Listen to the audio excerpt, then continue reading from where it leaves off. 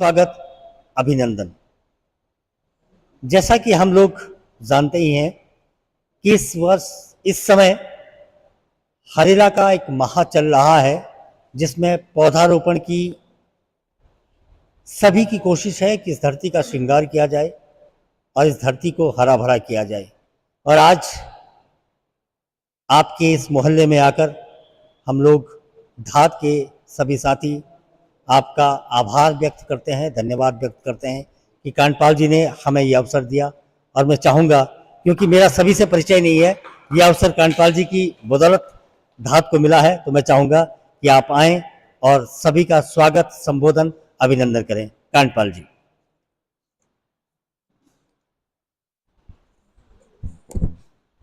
साथियों नमस्कार। आज ये जो हरेला पर्व जो है धात संस्था के बारे में आप लोग जानते होंगे। इसका हर एक पूरे माह हरेला उत्सव मना रहे हैं। इसमें 15 जुलाई से 16 अगस्त तक इसका आयोजन हो रहा है, जिसमें कि हर यहाँ के देहरादून शहर के अलग अलग मोहल्लों में जाके लोगों की जन सहभागिता के साथ प्लांटेशन किया जा रहा है। तो उसी कड़ी में हमने भी इनसे रिक्वेस्ट किया था। तो आज हमारे बीच अपने टीटू भाई, कहाँ गए टीटू त्यागी अच्छा, और अपने पार्षद राविंद्र जी के सहयोग से हमें प्लांट्स भी यहाँ पे अरेंज हो गए, गड्ढे वड्ढे भी खुद गए, तो उसको आज हम लोग यहाँ पे आयोजित कर रहे हैं। तो आए हुए सभी मरगले साहब, अपने तिलक राज जी, रिंडोना जी, अधिकारी जी और नरेंद्र सिंह रावत जी, और अपने धात के सभी साथियों, मैडम कल्पना रामाचंदानी मैडम, मेरी वाइफ मीना कांडपाल, राणा जी, सभी का मैं स्वागत करता हूँ। शुभम जी पूरे अपने तामझाम के साथ यहाँ उपस्थित हैं। तो हम लोग इसको आज यहाँ पे पेड़ लगाएंगे, और तन्मय जी भी हमारे बीच में भी शीघ्र ही हाजिर हो रहे हैं।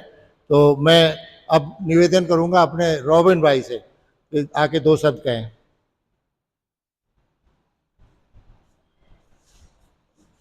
बहुत बहुत धन्यवाद अंकल। हेलो। हरेला पर्व हमारी उत्तराखंड की संस्कृति से जुड़ा हुआ पर्व है, और हमारे जो बड़े बुजुर्ग थे वो शायद इसीलिए इस पर्व को, इस कार्य को हमें इसलिए सौंप कर गए कि उनको पता था कि आने वाले समय में किस प्रकार से अगर हम इसको त्योहार के रूप में नहीं मनाएंगे तो शायद हमारी आने वाली पीढ़ी इन चीजों को भूल जाएगी।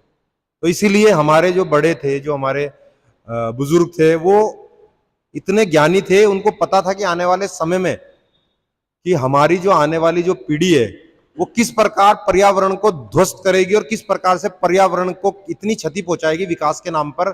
अगर इस तरह के पर्व नहीं मनाए जाएंगे तो शायद आने वाले समय में हमारी इस पृथ्वी पर बहुत ही कम स्थिति में हमारे वृक्ष रह जाएंगे जो हमारी पर्यावरण की रक्षा करेंगे और हमारी रक्षा करेंगे।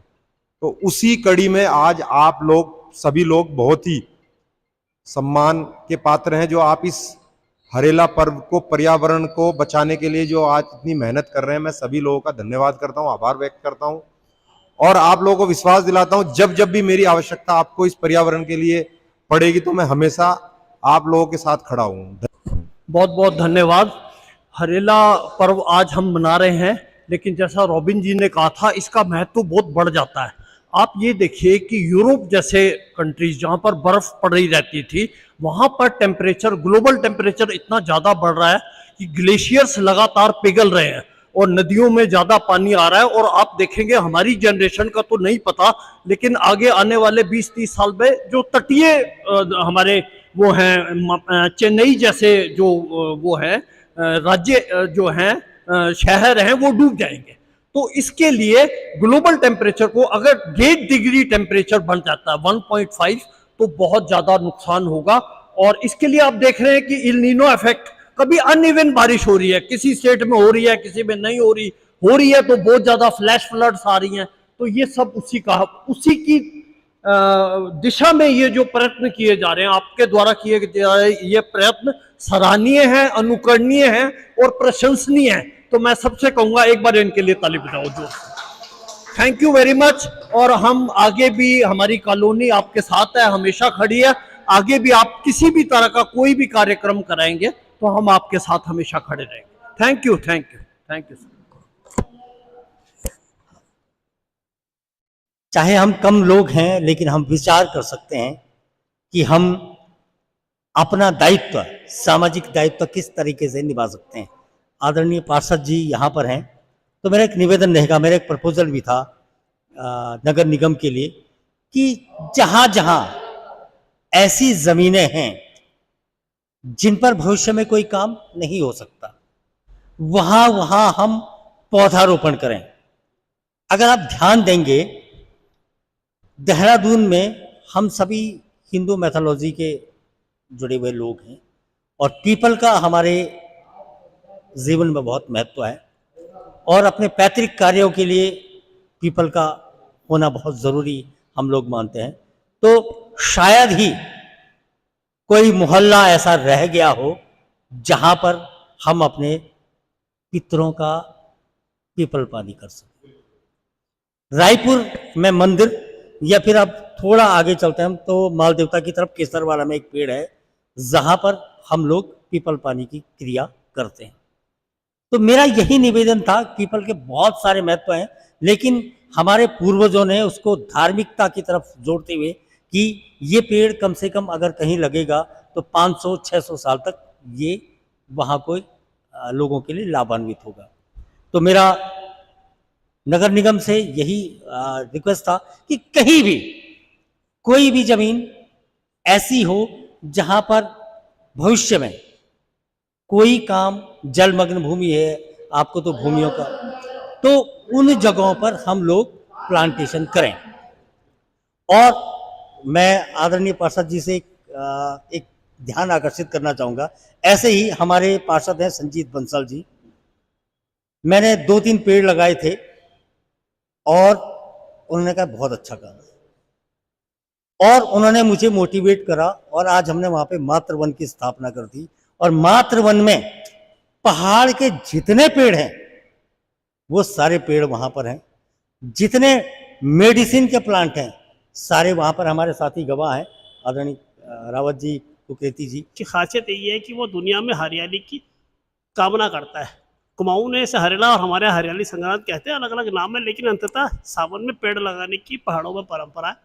और चूंकि हम जो भी पहाड़ में लोग रहते हैं तो प्रकृति वहाँ पर बहुत बड़ी स्तर पर है। हम लोग यहाँ पर आप आसपास नेचर को उतना नहीं देखते, लेकिन कोई भी पहाड़ में जो रहता है वो उसके लिए बहुत बड़े पहाड़ और बहुत बड़े प्रकृति बहुत विराट रूप में उनके सामने दिखती है। तो इसलिए उनका प्रकृति से लगाव है, वहाँ सारे फेस्टिवल प्रकृति को लेकर के हैं। तो अब बस कुल मिलाकर के बात यह है कि हम एक प्रकृति का पर्व मनाना है और हम सबका जीवन प्रकृति से जुड़ा हुआ है। जो हम इसमें हरेला की अपनी यात्रा को हमने देहात में 2010 में शुरू किया था। एक मंदिर में गए थे, 4 पौधे लगाए थे और तब से हम 16 साल हो गए, हम हर साल करते हैं। और अब तो पिछले 10 सालों से तो 1 महीने का करते हैं हम आयोजन। पहला नंबर नारा है कि सुनो हरेला का संदेश। हरेला का संदेश क्या है इस दुनिया के लिए?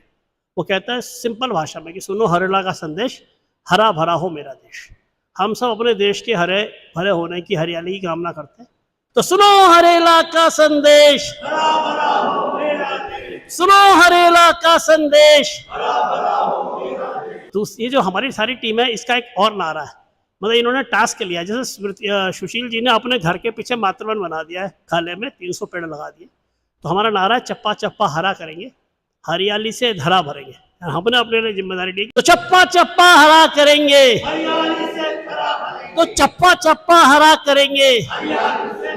हमको समझना पड़ेगा कि दुनिया में हम सब जानते हैं अर्बनाइजेशन ने बहुत तेजी से, अर्बनाइजेशन, इंफ्रास्ट्रक्चर डेवलपमेंट ने बहुत सारे पेड़ों को लगातार काटने का काम चल रहा है।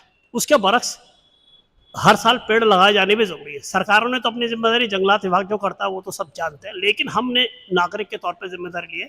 हर साल हम पेड़ जरूर लगाएंगे, जहाँ जिसके बस्ती में, आज आपके मोहल्ले में लगा रहे हैं, कल कहीं और, इस बात को आप आगे ले जाएंगे। तो हमारा नारा है वृक्ष लगेंगे जब हर साल, तब होगी दुनिया खुशहाल। क्योंकि अंततः ऑक्सीजन, इकोलॉजी, चिड़िया, जीव जंतु उस वृक्षों से आने। तो मैं पहली लाइन बोलूँगा, वृक्ष लगेंगे जब हर साल, आप बोलेंगे तब होगी दुनिया खुशहाल। ठीक है, वृक्ष लगेंगे जब हर साल, जोर से, वृक्ष लगेंगे जब हर साल।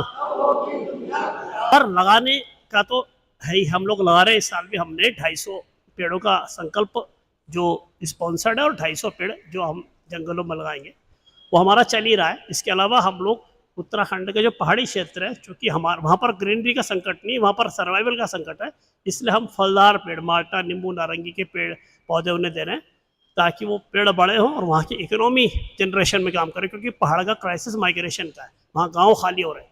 उनके गाँव को आबाद बचाने के लिए ज़रूरी है कि उनकी ऐसे कुछ आर्थिकी का स्रोत बने पेड़, तो इसलिए हम माल्टे फलदार पेड़ों के लगाते हैं। इस बार हमने माल्टे का कैंपेन चला था, देवेंद्र सर हमारे साथ थे इसमें, तो वो हमारा चल रहा है। इसमें जो नारा है इसका तीसरा नारा है कि वृक्ष बचेंगे जब हरा, क्योंकि अभी इतनी बड़ी लड़ाई 7 मोड़ पर चली, अभी आज मालूम पड़ा कि पौड़ी में एक और मोड़ पर चिन्हीकरण हो गया है, तो पेड़ों का कटान बहुत तेजी से हो रहा है। अब ये लॉजिकल है, इलॉजिकल है, लंबी चौड़ी बहस है, कितना सही है कितना गलत है, लेकिन सच बात यह है कि सरकारें इसको लेकर के सेंसिटिव उतनी है नहीं जितना होना चाहिए। वो डेवलपमेंट के नाम पे काट तो दे रही है, लेकिन हमारे को ये भी जानकारी में लगाता रहता है कि बहुत गैर जरूरी तरीके से बहुत सारे पेड़ काटे जाते हैं।